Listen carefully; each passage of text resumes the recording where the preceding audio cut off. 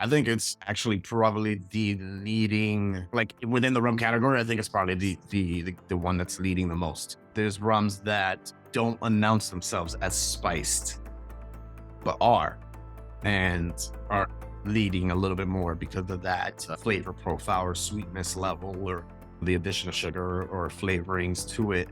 It makes it a little easier for some people to consume it or rather enjoy it as a style. Spiced rum category is very tricky because a lot of spiced rums will carry a lot of sugar, while others are still going to be very dry. So it takes a lot of education in order for guests to actually understand what kind of product they're looking at when you present them the rum. The issue that I have with spiced rum at the moment is that it's very hard to not just make a vanilla syrup and then put it into your rum and call it spiced rum. If you look at Captain Morgan's and you look at Sailor Jerry's and you look at Kraken and all those kind of stuff, like at the end of the day, they're all using sweet spices and they all come out pretty similar.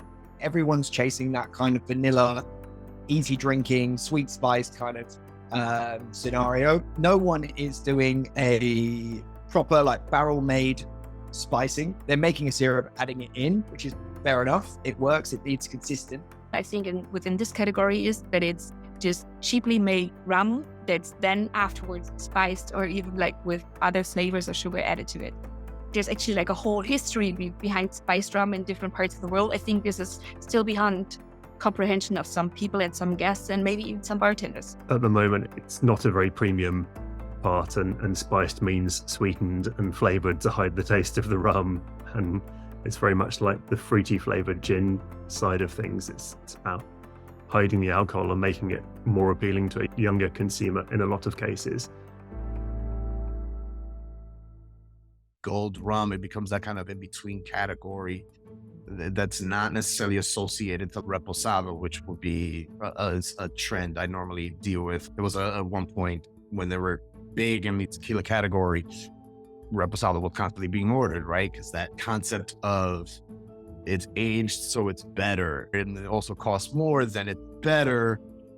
Gold rum never really tapped into that kind of mentality when it came down to reposados. It's just the lack of education ultimately. I think that aged rums, darker rums, for example, are just doing a little bit better. Even some of those spiced rums. They're trying to age it like a whiskey, but still trying to focus on the molasses, and it's getting lost. And that's why that middle ground doesn't really work. White rum, great, I know what it is. Dark rum, great, I know it's going to be premium or spiced. Golden rum, I'm not sure. If I looked at Havana 3 will sell, Havana Especial will not, and Havana 7 will sell.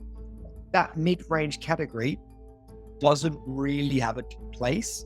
As we're lacking regulations like throughout the whole rum concept, we don't have categories like we have cognac or like we have within the tequila range. So what is gold actually supposed to mean? And it's very tricky to understand it. So most people will already know, okay, there's white rum, there's dark rum. They would not, if you went on the streets and asked 10 people what's golden rum, I believe probably 10 people wouldn't be able to give you like an answer, or at least those answers wouldn't be the same. Like each one would define it for themselves differently. The reason I believe that dark rum has a much stronger chance of catching the general consumer's attention is because of its correlation to other aged spirits that are often consumed. So anyone who's a big bourbon drinker has a good opportunity of finding a rum that can match that for them. Same applies when it comes down to Scotch, right? It's much easier to find a dark rum to connect to a dark spirit, I would say, for the average consumer than it would be to find a light rum to a light spirit.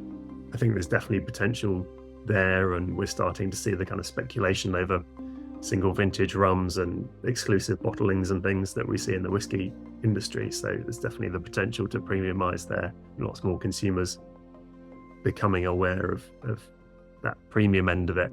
But again, the problem of the term dark rum is it's all encompassing, from Captain Morgan dark and Woods Naval rum and that kind of thing. The problem is the category is just so broad and there's so poor consumer awareness about it, I think.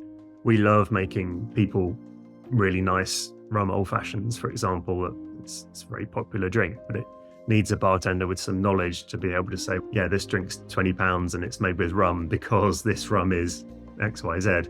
Not like, why is this costing me twice as much as Bacardi and Coke when it's got the same amount of alcohol in it?